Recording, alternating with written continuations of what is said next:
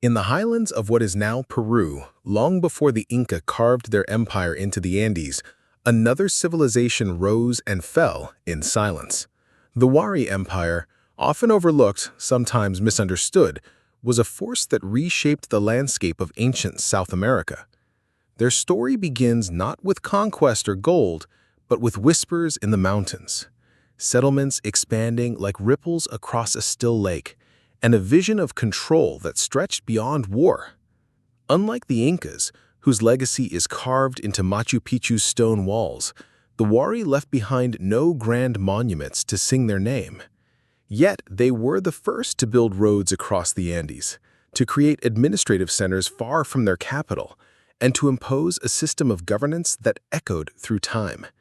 This was not just an empire, it was a blueprint for imperial rule in the Andes. But how did they rise? What made them different? And why, despite their innovations, did they fall?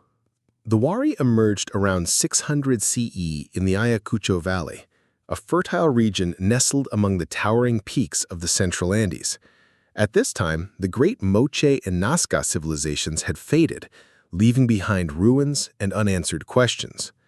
Into this fragmented world stepped the Wari, a people who would forge something new, not by erasing the past, but by building upon it.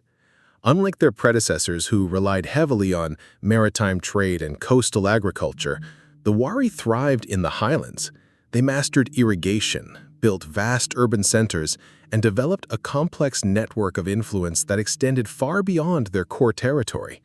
Their capital, also named Wari, became a hub of innovation, administration, and religious authority.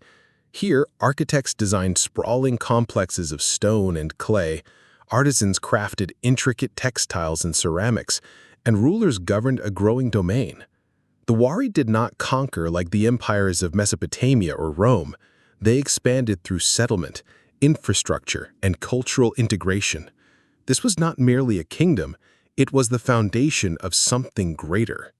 As the Wari solidified their power, they began to extend their reach beyond the Ayacucho Valley. Archaeological evidence shows that by 700 CE, they had established satellite centers across the Andes, from the coast to the jungle foothills. These outposts were not mere colonies. They functioned as administrative hubs, religious sites, and military strongholds. Unlike conquest-driven empires, the Wari often integrated local leaders into their system, offering resources and protection in exchange for loyalty. This strategy allowed them to expand rapidly without constant warfare. One such center, Piquilacta, located near modern-day Cusco, became a model of Wari urban planning. Its grid-like layout, extensive roadways, and standardized architecture reflected a centralized vision of governance. The Wari also invested in large-scale agricultural projects, including terraced fields and storage facilities, ensuring food security across their territories. Through these methods, they created a network of interconnected regions bound not by force alone, but by shared infrastructure, economy, and ideology.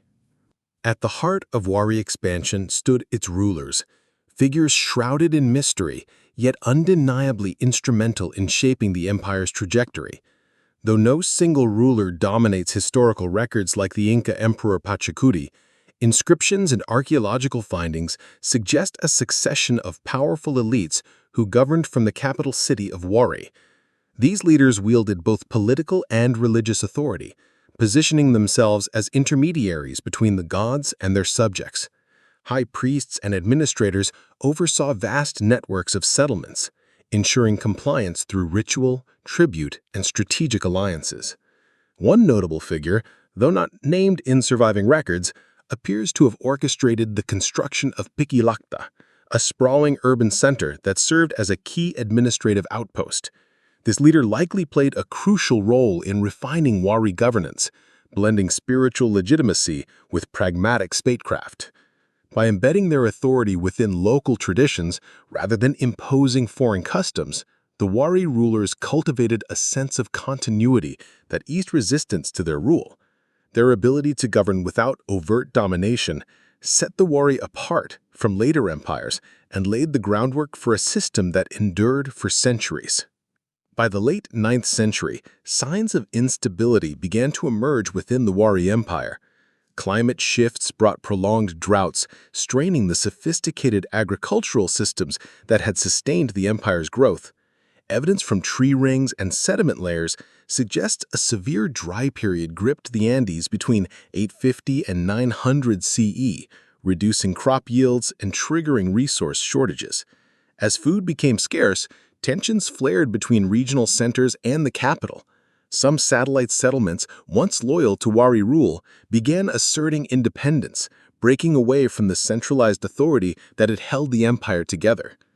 Excavations at Piquilacta reveal signs of abrupt abandonment, with unfinished structures and hastily discarded artifacts, pointing to a sudden collapse rather than a gradual decline. Meanwhile, internal strife may have further weakened the ruling elite as competing factions vied for control amid dwindling resources. Without a strong unifying force, the Wari administrative system crumbled. By 1000 CE, the once thriving capital lay largely abandoned, its grand plazas and temples left to the elements. The empire that had pioneered Andean governance and infrastructure faded into history, leaving behind only fragments of its former glory. Though the Wari Empire collapsed, its influence did not vanish with its final rulers. In the centuries that followed, successor states emerged across the Andes, each drawing from the foundations the Wari had laid. The Kingdom of Cusco, which would eventually give rise to the Inca Empire, inherited many aspects of Wari governance, from road networks to administrative strategies. The famed Inca road system, stretching thousands of miles across the continent, owed much to earlier Wari pathways that connected distant settlements. Even the concept of mitmak, the relocation of loyal populations to newly acquired territories, mirrored Wari practices of strategic settlement placement. Beyond infrastructure, the Wari's approach to integrating diverse cultures under a unified system resonated throughout the Andes. Local lords who had once ruled under Wari oversight continued to exercise power in smaller polities, preserving elements of the bureaucratic framework that had defined the empire. In art, religion, and daily life, remnants of Wari influence persisted, woven into the fabric of post-Wari societies. While the empire itself fell, its ideas endured, shaping the course of Andean civilization long after its last ruler vanished into history. Despite their efforts to maintain control, the Wari faced persistent resistance from the very communities they sought to integrate. Not all regional leaders accepted Wari dominance willingly, and some actively opposed their rule. Archaeological evidence from sites such as Conchopata and Cerro Baul reveals signs of violent conflict, suggesting that rebellion flared in certain areas. In the south, the Tiwanaku culture, which coexisted with the Wari for centuries, maintained its own distinct traditions and resisted full assimilation. Rather than submitting to Wari authority, Tiwanaku leaders engaged in a complex relationship of diplomacy, trade, and occasional confrontation. Similarly, in the northern highlands, local groups adapted Wari innovations while retaining their own identities, demonstrating that imperial control was never absolute. Oral histories passed down through Andean communities tell of uprisings and clandestine defiance, hinting at a deeper struggle beneath the surface of Wari expansion. Even after the empire's decline, memories of resistance lived on, shaping how later civilizations viewed centralized rule. The Wari had built an empire of order and structure, but they could not erase the will of those who refused to be ruled. The collapse of the Wari Empire offers a cautionary tale about the fragility of even the most advanced civilizations. Despite their mastery of infrastructure, governance, and resource management, they could not withstand the combined pressures of environmental change and internal discord.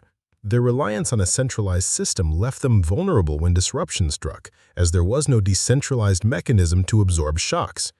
This weakness serves as a reminder that sustainability requires more than technological prowess. It demands adaptability, resilience, and foresight. Modern scholars studying the Wari draw parallels between their downfall and contemporary challenges such as climate change, resource depletion, and political fragmentation. Just as the Wari struggle to maintain cohesion in the face of ecological stress, so too do modern societies grapple with the consequences of environmental instability. Their story underscores the importance of flexible governance, diversified economies, and community-driven decision-making in times of crisis. The warrior long gone, but their fate remains relevant, echoing through history as a lesson in the delicate balance between power and survival. For centuries, the warrior remained in the shadow of their more famous successors, overshadowed by the grandeur of the Inca. However, recent archaeological discoveries have begun to reshape our understanding of this enigmatic civilization.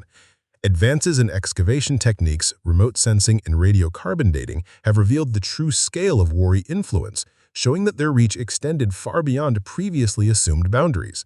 Sites once thought to be isolated settlements are now understood as carefully planned-out outposts, strategically placed to facilitate trade, communication, and governance.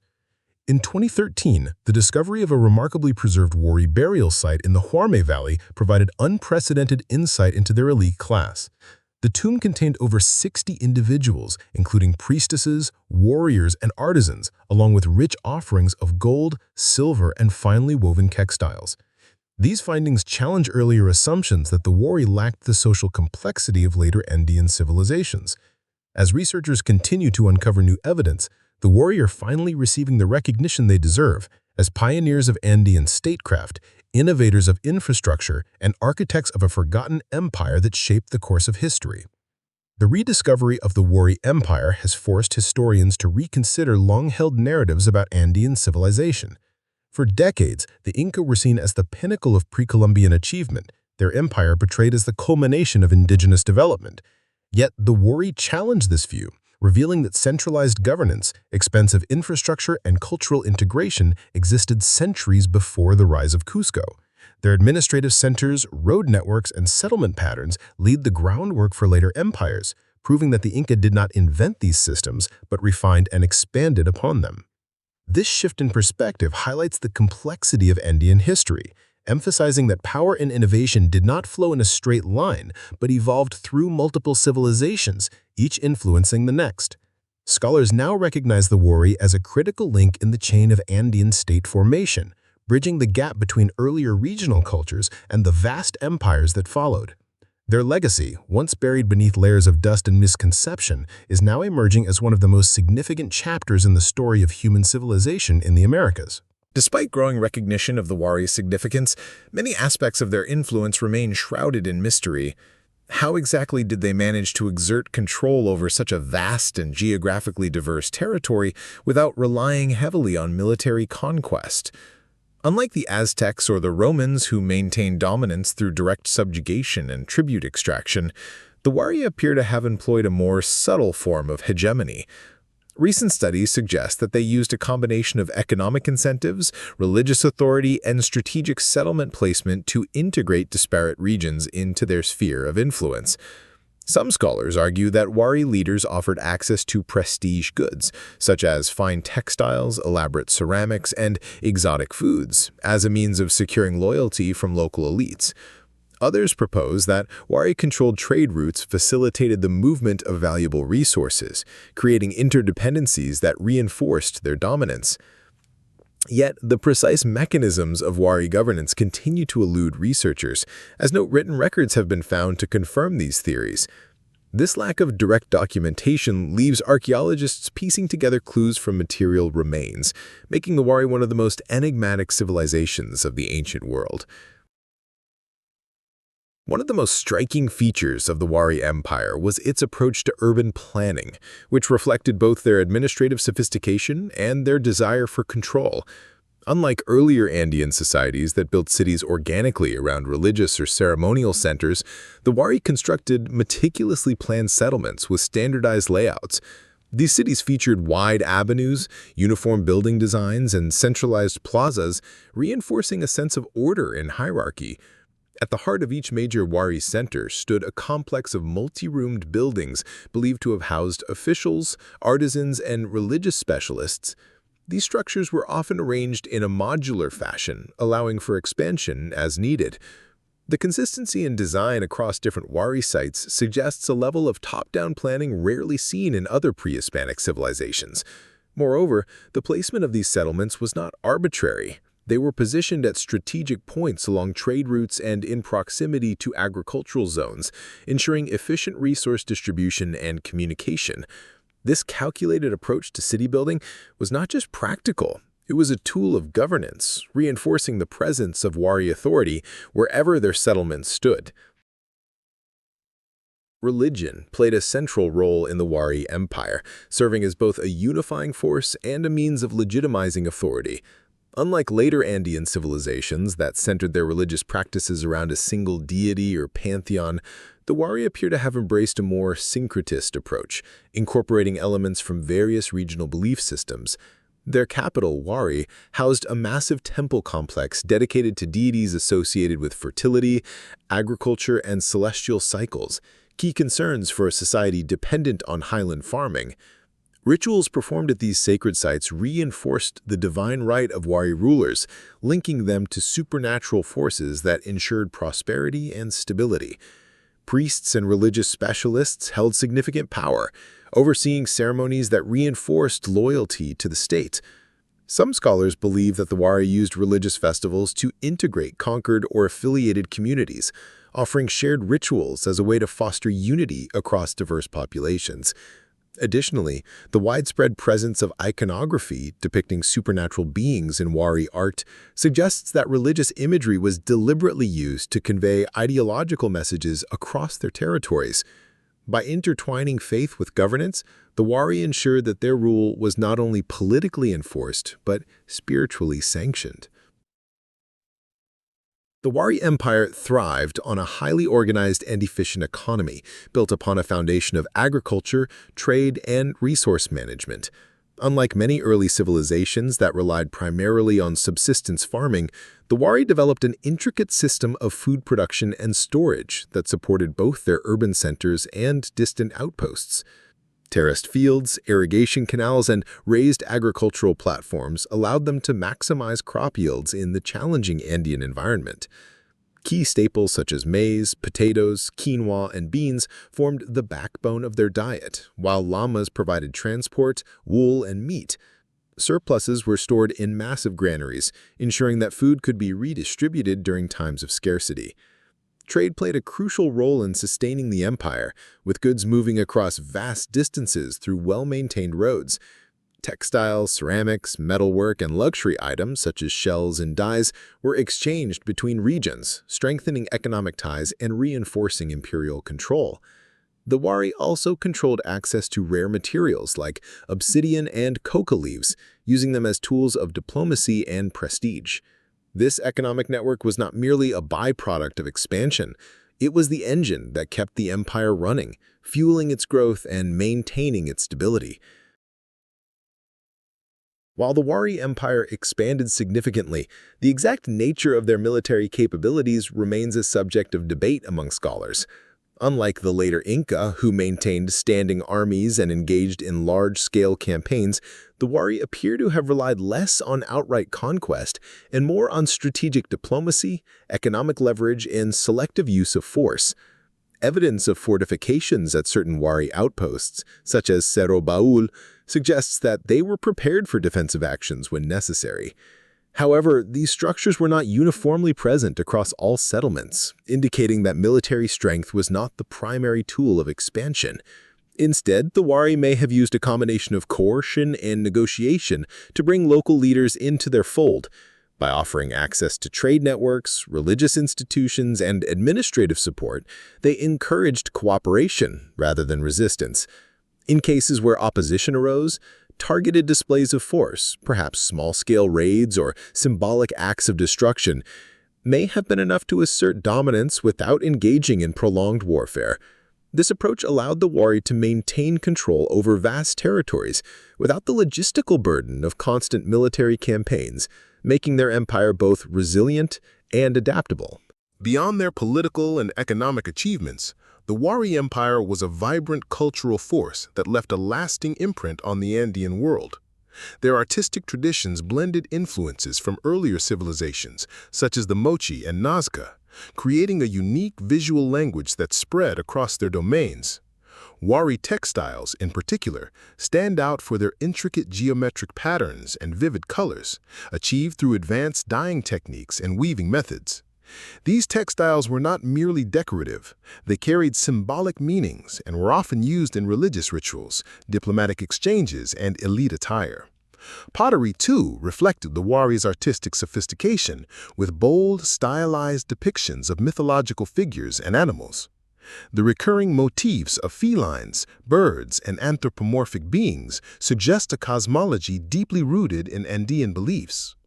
Music and dance played important roles in Wari society, with instruments such as panpipes and drums featuring prominently in ceremonies. The Wari's cultural output was not confined to their capital. It radiated outward through trade and settlement, influencing neighboring societies and laying the groundwork for later artistic traditions, including those of the Inca. The Inca Empire, which reached its height nearly 500 years after the fall of the Wari, absorbed and refined many of the innovations pioneered by their predecessors. The concept of a centralized state with provincial centers, the strategic placement of administrative hubs, and the integration of diverse ethnic groups into a unified system all echo Wari governance. Inca road networks, which spanned thousands of miles and connected the empire from Ecuador to Chile, built upon the Wari's earlier infrastructure. The Capacñan, the Great Inca Highway, followed many of the same routes established by Wari engineers centuries earlier. Even the Inca practice of relocating loyal populations to newly incorporated regions, known as Mitmac, mirrors Wari settlement strategies aimed at consolidating control. Religious traditions, too, bore traces of Wari influence, particularly in the emphasis on state-sponsored rituals and the veneration of sacred landscapes. The Inca rulers, aware of the lessons of the past, adopted and improved upon Wari models of governance, ensuring that the mistakes of their predecessors were not repeated. Thus, while the Wari may have faded into obscurity, their legacy lived on in the empire that came to dominate the Andes. Scholars continue to piece together the factors that led to the Wari Empire's decline, seeking answers in both environmental and socio-political shifts. While drought undoubtedly played a role, it was likely not the sole cause of the empire's collapse. Other contributing elements may include internal competition among elite factions, the breakdown of trade networks, and increasing resistance from outlying regions. Some researchers propose that the Wari's highly centralized system, which had enabled rapid expansion, ultimately proved unsustainable when external pressures mounted. Without a flexible administrative structure capable of adapting to localized crises, the empire may have faltered under the weight of its own complexity. Additionally, evidence suggests that rival groups, previously held in check by Wari authority, took advantage of the weakening state to assert independence. The emergence of new regional powers in the wake of the Wari's fall indicates a period of decentralization and reorganization rather than outright chaos. Understanding the nuances of this transition remains a key focus for archaeologists and historians, as it offers insights into how complex societies respond to systemic collapse. Unlike Western civilizations, which often perceive history as a linear progression, Andean cultures, including the Wari, viewed time as cyclical, deeply intertwined with the rhythms of nature and celestial movements. This worldview influenced how the Wari structured their society, planned their cities, and conducted their rituals. Agricultural cycles dictated the timing of festivals, state-sponsored ceremonies aligned with solstices and equinoxes, and architectural alignments reflected astronomical knowledge. The Wari's calendar, though not fully deciphered, appears to have been based on a combination of solar observations and lunar phases, guiding both governance and religious practice. Temples and administrative centers were often positioned to capture specific solar events, reinforcing the connection between leadership and cosmic order. This cyclical perception of time meant that history was not seen as a series of discrete events, but as a continuous process of renewal and transformation. The fall of the Wari Empire, then, may not have been perceived as an end, but rather as part of a larger cycle, a moment of dissolution before the emergence of new forms of power and organization in the Andes. Underneath the surface of their empire, the Wari demonstrated remarkable ingenuity in science and engineering, particularly in their mastery of land management and architecture. Their ability to transform rugged Andean terrain into productive agricultural zones showcased an advanced understanding of hydrology and soil conservation. Techniques such as raised field agriculture, commonly referred to as wadu-wadu, allowed them to regulate water levels, prevent frost damage, and increase crop yields in high-altitude environments. These raised beds, constructed with alternating layers of soil and organic matter, acted as natural insulators, protecting plants from extreme temperature fluctuations. Additionally, the Wari engineered complex canal systems that directed water from rivers and springs to arid regions, enabling sustainable farming in otherwise inhospitable landscapes. Their architectural prowess was equally impressive. They built multi-story structures using precisely cut stone blocks that fit together seamlessly without the need for mortar. This technique, later refined by the Inca, allowed buildings to withstand earthquakes and endure for centuries. These scientific and engineering advancements were not just practical, they were essential to the Wari's ability to sustain a vast and diverse empire in one of the world's most challenging environments. Even after the Wari Empire dissolved, its influence lingered in the cultural identities of the regions it once controlled. Communities that had been integrated into the Wari system retained elements of its administrative practices, artistic styles, and religious traditions, adapting them to suit their evolving needs. In some areas, Wari-inspired iconography continued to appear in pottery and textiles long after the empire's fall, suggesting a lasting aesthetic and ideological legacy. The memory of Wari rule also shaped how later societies perceived authority and governance. In the Cusco region, where the Inca would eventually rise to prominence, early rulers seemed to draw upon Wari precedents in structuring their bureaucracy and managing territorial expansion. Local myths and oral traditions from post-Wari societies frequently referenced the vanished empire, sometimes portraying it as a golden age of order and abundance. These narratives helped preserve the Wari's presence in collective memory, even as physical remnants of their civilization faded.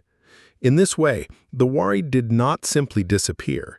They became part of the broader Andean heritage, woven into the stories, symbols, and institutions of future generations. Though the Wari left behind no written records, archaeologists have pieced together glimpses of daily life through excavations of homes, workshops, and communal spaces. In Wari cities, families lived in clustered dwellings made of adobe bricks and stone foundations, often arranged around shared courtyards. These homes contained hearths, storage pits, and grinding stones, indicating a domestic routine centered around food preparation and craft production. Households engaged in textile weaving, pottery making, and metalworking, producing goods that contributed to both local consumption and imperial trade. Evidence suggests that Wari citizens participated in specialized labor, with artisans working in designated districts and farmers tending to carefully managed fields. Communal activities revolved around plazas and temples, where religious ceremonies, market exchanges, and public gatherings took place. Alcohol brewed from maize, known as chicha, played a central role in social and ritual contexts, often consumed during feasts that reinforced political alliances. Despite the absence of a formal writing system, the Wari maintained a sophisticated record-keeping method using knotted cords called quipus, which later civilizations, including the Inca, would refine. These insights paint a picture of a society that balanced structure with flexibility, tradition with innovation, and individual craftsmanship with imperial coordination.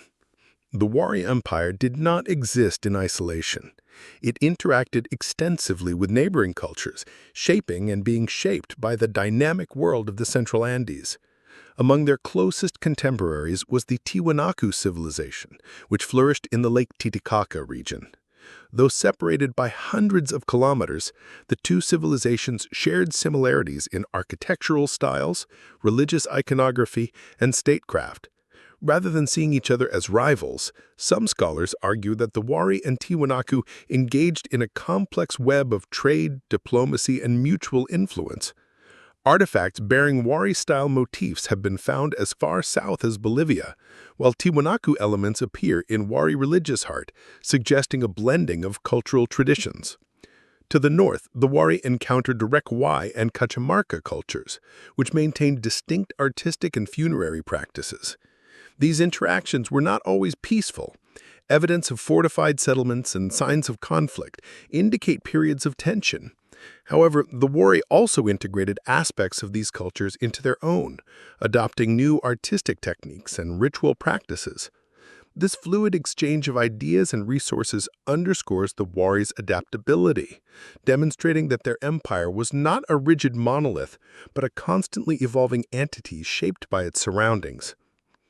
Long before modern science recognized the importance of sustainable land use, the Wari had already mastered the art of balancing human needs with environmental constraints.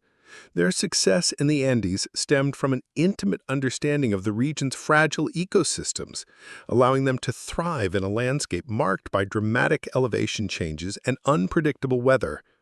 By developing agricultural techniques suited to different microclimates, they maximized food production without exhausting natural resources. One of their most remarkable innovations was the construction of colahuayas, large circular agricultural depressions that collected rainwater and retained moisture in arid zones. These structures enabled the cultivation of crops in areas where conventional farming would have failed. The Wari also practiced agroforestry, planting trees alongside crops to prevent soil erosion and improve fertility. Their road systems, which connected settlements across vast distances, were designed to minimize ecological disruption, following natural contours rather than carving through sensitive habitats. This deep environmental awareness was not merely a matter of survival. It was embedded in their worldview, reflecting a philosophy of harmony between human society and the natural world.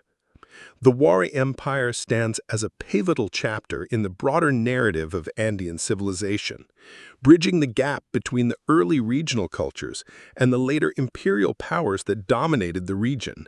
Long before the Inca wove together the threads of Andean diversity into a singular empire, the Wari experimented with large-scale governance, economic integration, and cultural diffusion. Their influence stretched across valleys and mountain ranges, creating connections that persisted even after their decline. The Wari did not simply rule, they reshaped the Andes, leaving behind a template for empire that others would follow. Their administrative centers, road networks, and settlement strategies became blueprints for future civilizations, proving that centralized rule was not only possible, but sustainable in the rugged Andean landscape. More than a forgotten empire, the Wari were pioneers, laying the groundwork for the political and cultural achievements of the Inca and other Andean states. Their story, once obscured by time, is now emerging as a testament to human ingenuity, resilience, and the enduring legacy of Andean civilization. As archaeological methods advance and new technologies emerge, the study of the Wari Empire is entering an exciting phase of discovery. LiDAR scanning, ground-penetrating radar, and DNA analysis are opening new windows into the lives of the Wari people, revealing hidden structures, migration patterns, and genetic links to modern Andean communities. Researchers are also turning to ethnohistory and oral traditions to supplement the physical record, seeking insights from descendants of the cultures that once coexisted with the Wari. With each new excavation, scholars uncover fresh evidence that challenges old assumptions and deepens our understanding of this once overlooked civilization. The Wari were not just precursors to the Inca. They were architects of a uniquely Andean model of empire, one built on cooperation, adaptation, and resilience. As we continue to explore their legacy, we gain not only a clearer picture of the past, but also valuable lessons for the present. The Wari remind us that history is not a fixed narrative, but a living story waiting to be rediscovered.